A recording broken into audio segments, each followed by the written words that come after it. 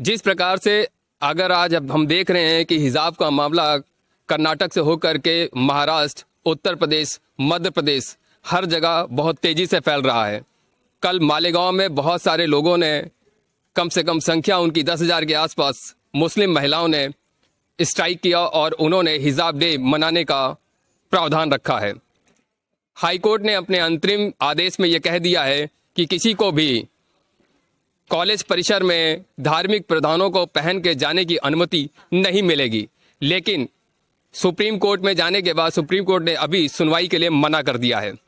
लेकिन आज सबसे बड़ी बात यह है कि जिन बच्चों को अपनी एजुकेशन पे ध्यान देना चाहिए, जिन बच्चों को अपना भविष्य बनाना चाहिए, आखिर उनके अंदर ये भावनाएं कौन डाल रहा है और इसके पीछे किसकी साजिश है। सबसे बड़ी बात यह आती है कि जहां हमें आवाज उठानी चाहिए, चाहे वो किसी भी धर्म का या किसी संप्रदाय का व्यक्ति हो, अगर हमें आवाज उठानी है तो हमें हलाला के खिलाफ आवाज उठानी चाहिए। अगर हमें आवाज उठानी है तो हमें सबसे बड़ी बात 3 तलाक के ऊपर मुद्दा उठाना चाहिए। अगर हम देखें तो हिंदुओं में भी बहुत सारी कुरीतियां थी, सती प्रथा थी और उसका भी विरोध हुआ। आज सती प्रथा नहीं है। तो जहां हमें विरोध करना चाहिए वहां उसका विरोध करना चाहिए। ये चीजों का जो विरोध हो रहा है या इस चीजों के लिए इतनी बड़ी बहस हो रही है, ये इतना ज्यादा जरूरी नहीं है। आखिर इसके पीछे कौन ऐसी ताकतें हैं जो हमारे देश में विघटन कराना चाहती है और हमारे देश की तरक्की को रोकना चाहती है। आज हम ज्वाला देवी स्कूल के परिसर में हैं और इन टीचरों से हम जानना चाहेंगे कि आखिर जो हिजाब के लिए इतनी बड़ी लड़ाई लड़ी जा रही है वो कहाँ तक सही है। क्या कॉलेज में उनको बुर्का पहन के या हिजाब पहन के अंदर आने की परमिशन मिलनी चाहिए या नहीं, आज हम इस पर चर्चा करेंगे। सर, अपना परिचय बताएंगे। युगल किशोर मिश्र, प्रधानाचार्य, ज्वाला देवी सरस्वती विद्या मंदिर इंटर कॉलेज, रसूलाबाद। जो अभी आप देख रहे हैं कि सारे बच्चे हिजाब को लेकर के इतनी ज्यादा इस पर कंट्रोवर्सी चल रही है, पूरे देश में चल रही है। और कल मैंने देखा कि इरफान पठान जो पूर्व क्रिकेटर हैं, उन्होंने एक पोस्ट डाली। उस पोस्ट में उनका बच्चा है, उनकी वाइफ जो है वो हिजाब पहनी हुई थी और तब से ट्रोल हो रहा है और लोग ये साफ साफ कह रहे हैं कि आखिरकार इरफान पठान को इस पोस्ट को इस वक्त नहीं डालना चाहिए। इस पे आपकी क्या राय होगी? देखिए, ये जो समस्या गिनाई जा रही है वास्तव में यह अपने भारत देश की समस्या है ही नहीं। ये कहीं ना कहीं चुनावी और राजनीतिक स्टंट है जिसके कारण से इसको हाईलाइट किया जा रहा है। नहीं तो स्कूलों के लिए तो समस्या है नहीं। स्कूलों में आज स्कूल बहुत दिनों से चल रहे हैं। भारत को स्वतंत्र हुए संविधान लागू 1950 से जब से लागू हुआ है तब से कोई ऐसी समस्या नहीं आई है, क्योंकि विद्यालय के अंदर एक ड्रेस कोड होता ही रहता है। जैसे पुलिस का ड्रेस कोड है, न्यायालय का ड्रेस कोड है, वैसे ही विद्यालय का भी ड्रेस कोड होता है, हर विद्यालय का। और वो विद्यालय में आज तक कभी समस्या ऐसी आई नहीं है। ये जो समस्या अचानक उत्पन्न हो गई है, हम लोग भी सुन करके हतप्रभ हैं कि ऐसी कहाँ समस्या आ गई है, क्योंकि विद्यालय में निश्चित ड्रेस है, सभी बच्चे उसमें आते हैं। मेरे विद्यालय मुस्लिम हिंदू सभी बच्चे पढ़ते हैं और वो अपने विद्यालय के प्रॉपर ड्रेस में विद्यालय आते हैं। हमारे आचार्यों का भी एक ड्रेस कोड है जिसमें वो सभी लोग आते हैं विद्यालय से। तो इसलिए ये समस्या वास्तव में है नहीं। इसको कहीं ना कहीं प्रस्तुत किया जा रहा है गलत तरीके से, इसीलिए ऐसी पोस्ट डालना कहीं ना कहीं गलत तो है ही। मतलब इरफान पठान से ऐसी उम्मीद नहीं की जा सकती थी, अगर उन्होंने ये पोस्ट डाली है तो गलत डाली है। जी, उनसे ऐसी उम्मीद नहीं की जा सकती थी कि उनको डालना चाहिए, क्योंकि समाज में हमें हमेशा एकता के भाव कैसे प्रदर्शित होगा। क्योंकि ड्रेस कोड भी क्या होता है, एक वास्तव में विद्यालयों के अंदर एक ड्रेस कोड होता है, ये भी सामाजिक एकता और धार्मिक एकता सभी के दृष्टि केवल एक छात्र दिखाई दें सभी लोग, इस दृष्टि से होता है। इसलिए ऐसी पोस्टें कतई नहीं डालना चाहिए। हमने ये भी देखा है कि पाकिस्तान के बहुत सारे कॉलेजेस हैं जिसमें गर्ल्स की बहुत सारी फोटो हमने देखी है जिसमें वो हिजाब नहीं पहनी हुई है। तो आखिर जो मुद्दा पाकिस्तान में उठना चाहिए वो आखिर इंडिया में ही क्यों उठ रहा है? बहुत बढ़िया आपने प्रश्न पूछा।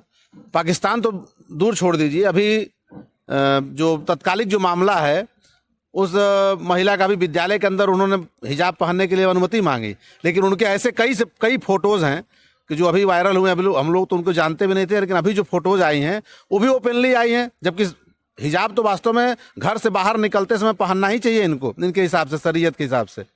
लेकिन उनकी जो फोटोज आई उसमें लग रहा है कि वो खुलेआम घूमती हैं, लेकिन विद्यालय जाने के लिए हिजाब चाहिए। तो कहीं ना कहीं तो गलत है ना। ठीक है भाई साहब, आपका परिचय क्या है? मैं इंजीनियर संजय शेखर पांडे, और बाय प्रोफेशन सिविल इंजीनियर हूँ और मेरी कंस्ट्रक्शन कंपनी है, संस्था मैं अपना चलाता हूँ संकल्प परिवार के नाम। ठीक है। मैं आपसे ये जानना चाहता हूँ कि मुस्लिम महिलाओं ने साफ साफ आरोप लगाया है कि ये हमारे धार्मिक हनन है और हमारे जो धार्मिक अधिकार हैं उनको हमसे छीना जा रहा है।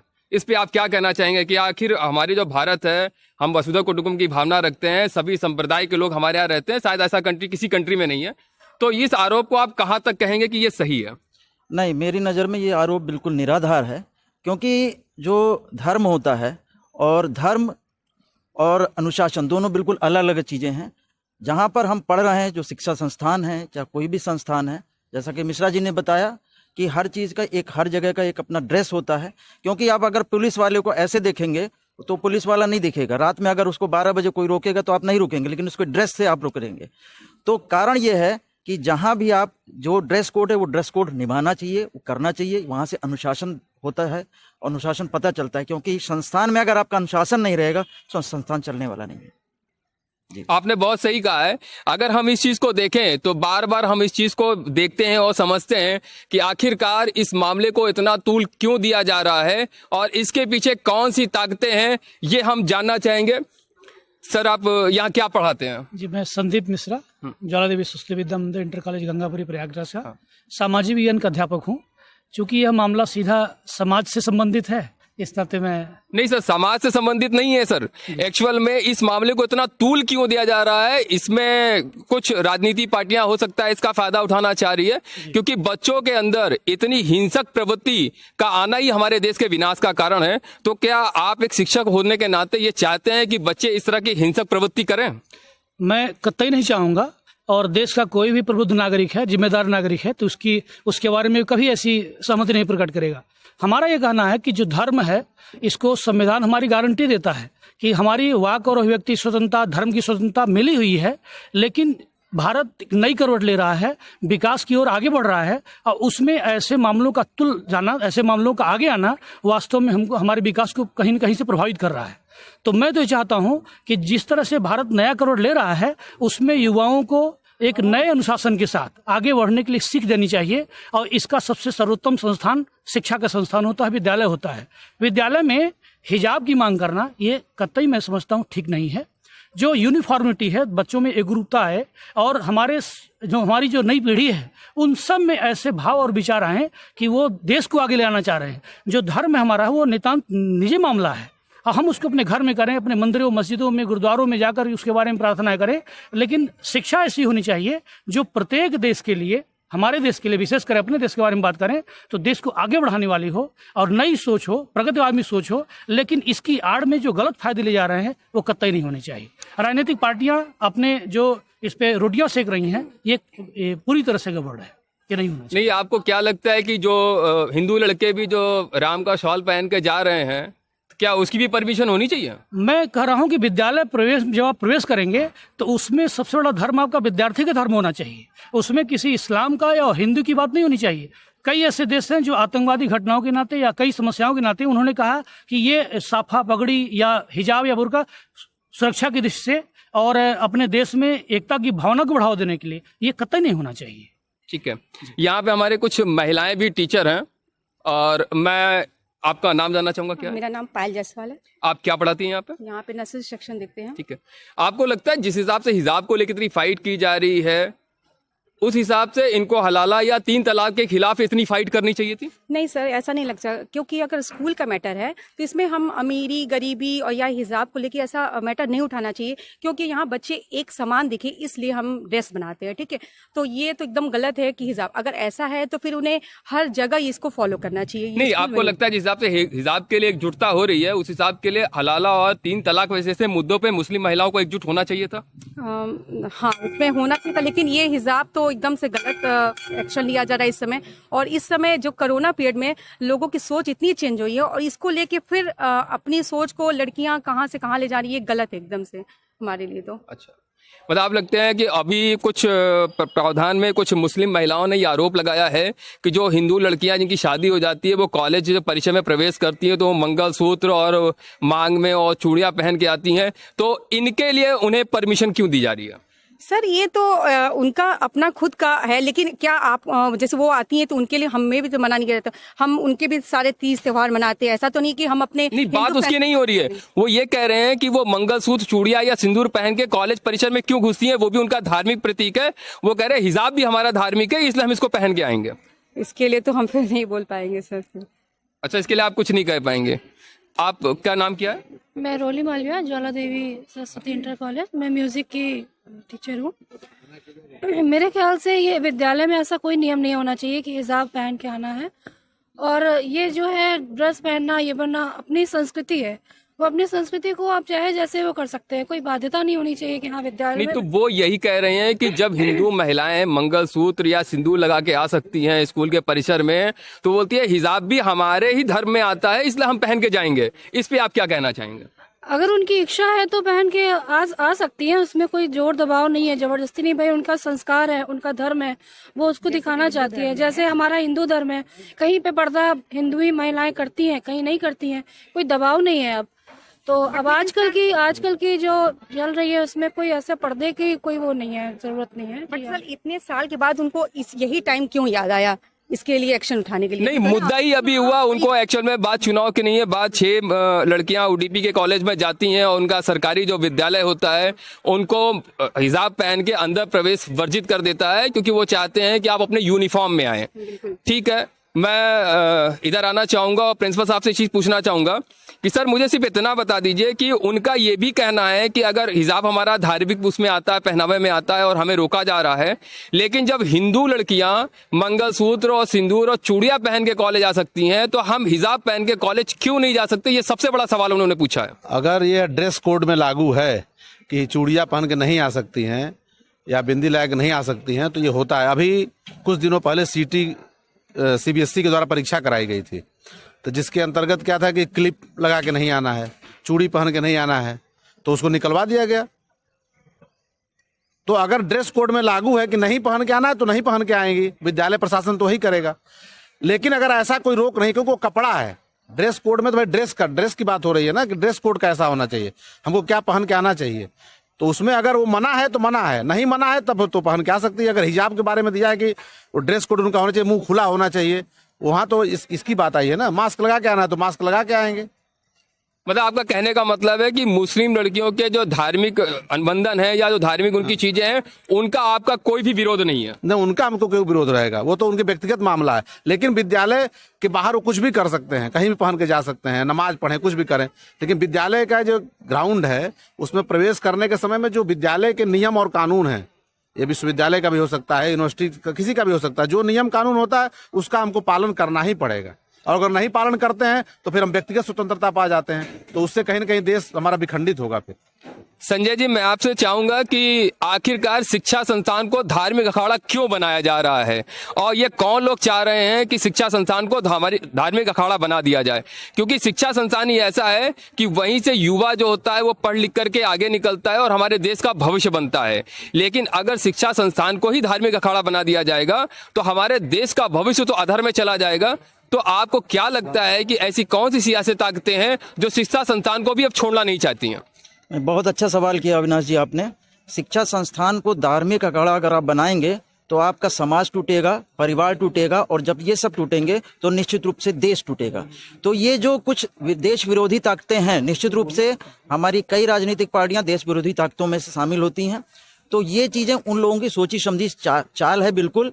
और यही एक समय चुनाव के समय चुनना, निश्चित रूप से ये एक समाज को इस तरफ ध्रुवीकरण करने की बात है कि अगर मुस्लिम का मुद्दा उठाएंगे तो मुस्लिम एकजुट होंगे। आप लोग देख रहे होंगे कि लोग बाहर से विद फ्लाइट सब मुस्लिम आ रहे हैं, तो यहाँ ध्रुवीकरण की बात है। और केवल ये चुनाव को मुद्दा है और चुनाव के मुद्दे की वजह से हमारा समाज और परिवार और देश विखंडित हो रहा है। ये बात सही कह रहे हैं कि ऐसा किसी भी प्रकार से कोई भी ऐसी अनुमति कॉलेज में नहीं होनी चाहिए, क्योंकि ये तो कॉलेज का डिसीजन है कि आप कौन सा ड्रेस कोड पहनेंगे, आप क्या चीज करेंगे। कॉलेज के परिसर में आप उनके नियम को आपको फॉलो करना पड़ता है, और कॉलेज परिसर के बाद वो आपको पूरी छूट देते हैं कि अपने धार्मिक प्रधानों को वो सब चीजों को पहन सकते हैं। ये बात तो सही है, किसी को भी किसी के धर्म के जो भी क्रियाकलाप होते हैं उस पर किसी को कोई भी प्रतिबंधित नहीं कर सकता है। लेकिन मैं सर आपका नाम जानना चाहूंगा। मैं राधे श्याम तिवारी। राधे श्याम तिवारी जी, मैं आपसे सिर्फ इतना जानना चाहता हूं कि जो भी हिजाब का मैटर चल रहा है, मुस्लिम महिलाएं एकजुट हो रही हैं और इसका विरोध कर रही हैं कि उन्हें परमिशन मिले कॉलेज में ये पहनाने की, तो ये कहां तक उनका ये कहना सही है कि कोर्ट हमें इस चीज की परमिशन दे? देखिए, मेरा अपना मत है कि अगर विद्यालय में इस प्रकार से छूट मिलनी शुरू हो जाएगी तो बड़ा ही मतभेद हो जाएगा और विद्यालय जो यूनिफॉर्म कोड होता है उसको उतारता हो जाएगा।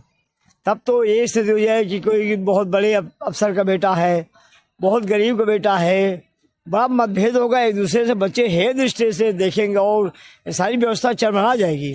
ये कतई नहीं होना चाहिए। ये तो इस चुनाव के समय में हमको तो लग रहा है कि ये सोची समझी राजनीति है, तुष्टीकरण की पूरी तरह से राजनीति की जा रही है। ये कतई होना चाहिए, वो भी भारत जैसे देश में। नहीं तो आपको क्या लगता है कि इसमें कौन सी पार्टियां इन्वॉल्व हो सकती है? क्या ये कौन सा ऐसा राजनीतिक दल है जो इस चीज को और इसमें आग में घी डालने का काम कर रहा है? नहीं, अब इसको तो मैं किसी पार्टी विशेष तो नहीं कुछ कह सकता हूँ, लेकिन कुछ यहाँ गिने चुने लोग हैं, जैसे ओवैसी साहब हैं, वो तो भड़काऊ भाषण देते हैं। कहीं के अखिलेश जी हैं, ये तो पूरा तुष्टीकरण नीति अपनाते हैं। नहीं तो ओवैसी साहब तो कभी कभी कह देते हैं कि भगवा के नाम पे तो मोहन भागवत जी भी बहुत कुछ कहते हैं। वो तो इतना तक कह दिए हैं कि वो उनके बेटे या भाई है कौन है कि मुझे छूट दे दी जाए तो मैं कत्लेआम करा दूं हिंदुओं का। बताइए क्या है? नहीं तो ऐसे लोगों के आप क्या चाहते हैं कि ऐसे लोगों को क्या पुलिस को कार्रवाई करनी चाहिए? पुलिस नहीं, पूरे भारत देश में इस तरह के स्टैंड देने की छूट होनी ही नहीं चाहिए। इतना छूट नहीं होनी चाहिए, कतई नहीं होनी चाहिए। अगर इस तरह छूट होती रहेगी तो देश विखंडित हो जाएगा। आई लोगों को जो मुझे लग रहा है कि ये लोगों की सीधी यही है कि फूट डालिए और राजनीति करिए, संख्या बढ़ाइए, देश तोड़िए। ये कतई नहीं होना चाहिए। अच्छा सर, सबसे बड़ी बात है कि अभी जो मालेगांव मुंबई में सारी मुस्लिम महिलाएं जो हैं वो स्ट्राइक पे उतर रही है, उनकी संख्या करीबन 8 से 10 हजार बताई जा रही है और उन्होंने ये डिसाइड किया है कि हम अब हिजाब डे मनाएंगे। तो ये कहां तक जायज है? ऐसे उनका वो ड्रेस है, मान लीजिए शरीयत के अनुसार उनको कहा जाता है पहनने के लिए, तो मुस्लिम हैं, हिंदू हैं या जो भी चीजें हैं, सिख हैं तो अपनी पगड़ी पहनते हैं, उसके लिए कहीं रोक है नहीं, उसके जगह जगह पर अनुमति भी दिया गया है। मुस्लिम महिलाओं के लिए भी कोई रोक नहीं है, वो भी जाती हैं तमाम उनके मदरसों में और जगह जगह पढ़ाई करती हैं। तो जहाँ उनका ड्रेस है वो, तो वहाँ पर तो उनके लिए कोई रोक नहीं है। लेकिन किसी विशेष वर्ग के दृष्टि से, यानी जो अभी बात कहा हमारे आचार्य ने कि तुष्टीकरण की नीति के आधार पर यदि उनको कोई भड़का रहा है तो इसकी भी जांच होनी चाहिए कि आखिर में उनके पीछे कौन लोग हैं जो इनको आगे ला रहे हैं इस चीज़ों को। क्योंकि अभी तक ये मुद्दा नहीं उठा तो क्या समस्या आ गई, अचानक आ गई कि ये हो रहा है। इसलिए इस तरह का कोई कार्यक्रम मनाने की अनुमति सरकार को नहीं देनी चाहिए। अभी बीजेपी के एक विधायक हैं और उन्होंने भी इसके लिए एनआईए की जांच की मांग की है, तो ये क्या जरूरी है, इसकी जांच होनी चाहिए कि आखिर इनके पीछे कौन सी ताकतें हैं जो इस चीज को इतना ज्यादा तूल दे रही हैं? अब ये तो जांच होनी ही चाहिए भाई। अगर उसके बारे में कोई भ्रम है और कोई किसी के बहकावे में आकर के अगर ऐसा कर रहा है तो जांच होनी चाहिए। जांच होती भी है तो इसमें भी जांच होनी चाहिए। कर्नाटक में जब इस मामले को तूल पड़ा तो हम एक वीडियो सबसे सामने जारी हुआ सोशल मीडिया पे, जिसमें एक लड़की स्कूटी खड़ी करती है और कॉलेज प्रांगण की ओर बढ़ती है, तो बहुत सारे करीबन मेरे ख्याल से 40-50 लड़कों के बीच में जय श्री राम के नारे लग रहे हैं और वो लड़की भी अल्लाह अकबर के नारे लगा रही है। लेकिन ये जो बच्चों के पीछे ये जो इतनी देर का जो वीडियो है, इससे आप कहां तक सहमत है कि क्या ये चीज होनी चाहिए थी? अब इसके तो जांच होनी चाहिए ना, जांच, क्योंकि वीडियो बनाया गया, वीडियो बनाने का समय मिला, कैसे तैयारी हुई, कैसे वहां पर राम भक्त भी आ गए और ये मुस्लिम लड़की भी अल्लाह अकबर करने लगी, तो इसके पीछे क्या रहने, तो इसकी जो पटकथा लिखी गई वो तो पहले लिखी गई होगी, तो उसकी जानकारी हो जाएगी तो सब मामला खुल जाएगा, अपने आप स्पष्ट हो जाएगा। नहीं, उसमें उस लड़की को इस तरह दिखाया गया कि मुस्लिम महिलाएं ये कह रही हैं कि अगर टीचर्स वहां ना होते तो उस लड़की के साथ कुछ भी हो सकता था। तो ये कहां तक जायज है? इस बात को इतना तूल क्यों दिया जा रहा है? इसी के लिए तो लॉ एंड ऑर्डर बना हुआ है। ये तो हर जगह होता है कि यदि ये नहीं होता तो क्या हो जाता, इसीलिए पुलिस बनी है। पुलिस नहीं होती तो चौराहे पर क्या हो जाता। तो ये मुझे लगता है ये कोई मतलब नहीं है। ये इसके पीछे कोई ना कोई पीछे घटना है जिसकी जानकारी होनी चाहिए कि ऐसा वो महिला क्यों आज हिजाब पहन के, रोज नहीं आती थी पहन के, क्योंकि वो तो पहले की विद्यार्थी होगी, आज तो एडमिशन लिया नहीं उसने, वो अचानक क्या हो गया उसको। इसकी जानकारी अगर करेगा प्रशासन तो पता चल जाएगा। अभी कर्नाटक गवर्नमेंट ने जब से हाईकोर्ट का अंतरिम आदेश आया है कि कॉलेज के परिसर में कोई भी धार्मिक प्रावधान जो है प्रावधान पहन के नहीं जा सकता है, चाहे वो कोई भी, और जो कॉलेज का जो ड्रेस कोड है वही पहन के आना है, इस पे देखा गया है कि अभी भी वहाँ। लेकिन मैं ये जानना चाहूँगा कि ऐसे घटनाएं हमेशा यूं ही होती रहेंगी, तो इन घटनाओं को रोकने के लिए कौन से कड़े कदम या कौन सा नया कानून बनना चाहिए कि इस तरह की दोबारा ऐसी हरकतें ना हो? अपने यहाँ कानून बना हुआ है, केवल हर व्यक्ति ये जान जाए, समझ ले कि हम समाज के साथ रहते हैं, सामाजिक प्राणी हम हैं, और किसमें हमारे देश का हित निहित है। ये अगर सबको लगे देश हित में क्या होना चाहिए, राष्ट्र हित में क्या होना चाहिए, तो कहीं कोई समस्या नहीं आएगी। और सबके लिए कानून बने हुए हैं, बस कानून का कड़ाई से पालन कराने की जरूरत है। अभी हम ये देख रहे हैं कि बहुत सारे लोग एक ट्रोल कर रहे हैं हिजाब को लेकर के कि मुस्लिम महिलाओं को उनका हक मिलना चाहिए और उनको हिजाब पहनने की परमिशन मिलनी चाहिए। तो आखिर इस चीज का इतना ज्यादा ट्रोल क्यों हो रहा है? अब देखिए, विद्यालय प्रशासन, हम एक विद्यालय से बोल रहे हैं, जैसे विद्यालय प्रशासन को इससे कोई मतलब नहीं है, क्योंकि विद्यालय के अंदर हमने रोक लगाया है, या जो चर्चा की गई वो विद्यालय के अंदर की बात है। शेष विद्यालय के बाहर अपने जीवन में वो कुछ भी कर सकते हैं ना, वो तो हिजाब पहन के जाएंगे ही जाएंगे, बुर्का पहन के लोग जाते ही हैं, तो उसमें कहीं कोई रोक नहीं है। विद्यालय की एक टाइमिंग है, उस टाइमिंग के अंतर्गत जो रूल्स एंड रेगुलेशन है उसका पालन करना चाहिए। तो आपको कहीं ना कहीं लगता है कि मुस्लिम लड़कियां जिस प्रकार के लिए ये धरना प्रदर्शन हो रहा है उनका, और एकजुटता हो रही है, तो कहीं ना कहीं उनको कानूनन आने वाले समय में बैकफुट पे जाना पड़ेगा? इसके मतलब आज के कानून के हिसाब से तो जाना ही पड़ेगा। और फिर से सुप्रीम कोर्ट का मामला है, तो वहां पर बड़े बड़े अधिवक्ता और जज होंगे, तो वो निर्णय देंगे समय से, और वो निर्णय जो आएगा उनका देश के परिस्थितियों को देख करके और देश हित में आएगा। नहीं तो अभी तो सुप्रीम कोर्ट ने साफ साफ इस पे सुनवाई करने से इनकार कर दिया है, क्योंकि हाई कोर्ट में चल रहा है, और हाई कोर्ट की जो अंतरिम याचिका लास्ट आई है उसमें साफ साफ कहा गया है कि आप स्कूल में इस तरह के प्रावधानों को प्रतिबंधित किया गया है, वो नहीं पहन के जाते, कि क्योंकि वो शिक्षा संस्थान है, वहां आप कुछ सीखने जाते हैं। अगर आप इस तरह की चीजों को लेके जाएंगे तो आप शिक्षित नहीं हो पाएंगे।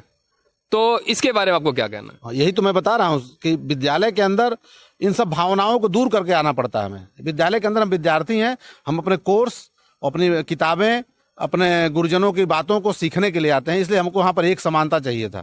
बच्चे बैठे हैं तो उसमें गरीब अमीर, किसी धर्म के हों, किसी वर्ग के हों, इससे कोई मतलब नहीं है। सब वहाँ पर हमारे विद्यार्थी हैं, हमारे स्कूल के स्टूडेंट्स होते हैं, और उनको सीखने के लिए एक समान सूर्य भगवान की रोशनी मिल रही है, तो उस पृथ्वी पर सबके लिए मिल रही है। हमें जहाँ के लोग भी हों, सबको बराबर रोशनी मिलती है। अब हम कितना ले लेते हैं हमारे ऊपर निर्भर करता है।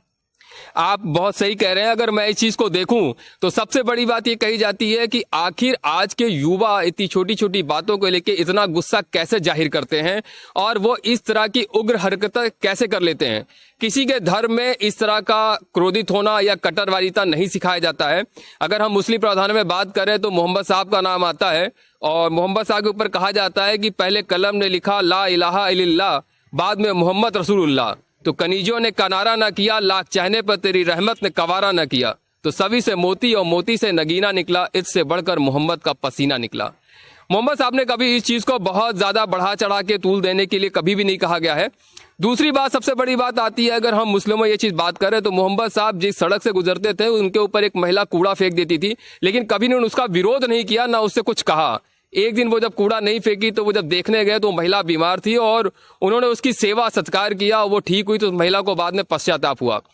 उन्होंने कभी ये सिखाया ही नहीं कि आप इतना उग्र होइए और इतना क्रोधित होइए और इस तरह की हरकतें करिए, क्योंकि किसी का धर्म कभी भी बैर करना नहीं सिखाता, और किसी का धर्म इस चीज की अनुमति नहीं देता कि आप किसी धर्म का विरोध करिए या किसी के ऊपर अभद्र टिप्पणी करिए या अभद्र भाषा का यूज करिए। क्योंकि हमारा देश जो है वो पूरे विश्व में एक ऐसा देश है जहां सारे धार्मिक लोग रहते हैं, और हमारे यहाँ सबको समान अधिकार है। सभी अपने तीज त्योहार मना सकते हैं और सभी में एकजुटता है। आखिर हमारे देश के लोगों को समझना होगा कि हमारी एकजुटता को आखिर कौन खत्म करना चाहता है, और हमारे देश को दोबारा बांटने की कोशिश कौन कर रहा है। ऐसा कोई भी राजनीतिक दल अगर आपकी नजर में आता है तो उसका विरोध करिए, क्योंकि वो हमारे आने वाले युवाओं को सही रास्ते पे नहीं ले जाना चाहता है। क्योंकि अगर हमारे युवा पढ़ लिख लेंगे, प्रशासनिक पद पे होंगे, अच्छे काम करेंगे, तो हमारा देश तरक्की करेगा और कोई भी राजनेता अपनी रोटियां नहीं सेक पाएगा। जय हिंद, जय भारत।